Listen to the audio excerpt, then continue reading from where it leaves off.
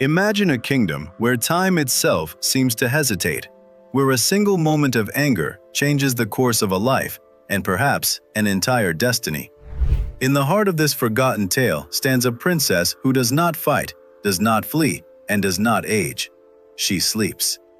Her name is often told in whispers, Sleeping Beauty.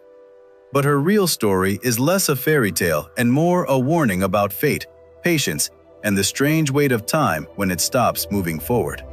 Long before she became a symbol of eternal sleep, she was born into royalty, an only child celebrated across the kingdom. Her arrival was marked by joy, feasts, and blessings from mystical forces set to govern human destiny.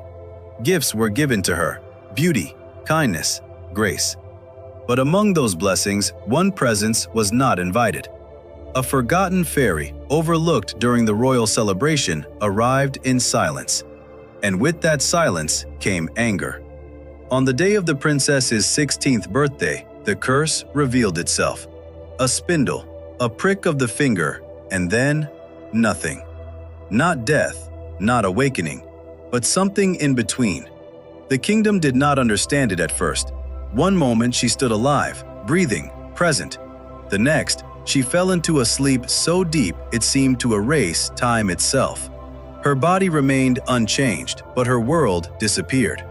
The king, desperate to protect what remained of his daughter, ordered an extraordinary measure. The entire kingdom fell into stillness. Walls grew over pathways, vines spread across towers, roads vanished beneath forests. It was not destruction, it was preservation, as if the land itself had chosen to pause alongside her. Years passed, then decades, then something closer to myth than memory. Outside the sleeping palace, the world continued. Generations were born and forgotten. Kingdoms rose and collapsed. Maps changed. Languages shifted. Yet within the hidden castle, time refused to move. Inside, she remained untouched by all of it. Her sleep was not ordinary rest. It was described in old accounts as something heavier, like consciousness trapped just beneath awareness. Some said she dreamed. Others believed she existed in a space where dreams and reality no longer had meaning. There was no aging, no decay, only stillness. And still, the story did not end there, because legends do not survive on silence alone.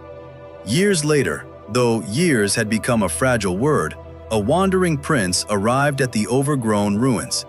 Some versions say he was guided by rumor. Others say destiny pulled him forward like an unseen force.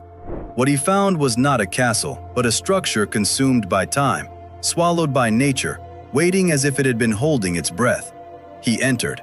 The silence inside was different from the silence outside. Outside was nature reclaiming space. Inside was something more deliberate, a silence that felt intentional, as if the castle had chosen not to speak. Room after room, he passed statues of what once had been life. Guards frozen mid-motion. Courtiers paused forever in forgotten conversations. Everything preserved, yet lifeless. Until he reached her. She lay in a chamber untouched by dust or decay, as though the room itself refused to let time enter. Her presence was not dramatic. There was no spectacle, only stillness, deep, complete, absolute. And yet, in that stillness, the entire story shifted. Because what the curse had sealed, time alone could not undo. Some versions say the prince's arrival broke the spell. Others suggest it was never about him at all, that the curse had an ending written into it from the beginning, waiting for a moment that only patience could unlock. When she finally awoke, there was no explosion of light, no sudden return of a lost world. Instead, there was confusion, a breath, a shift in awareness, the sensation of something continuing that she had never experienced leaving. To her, no time had passed.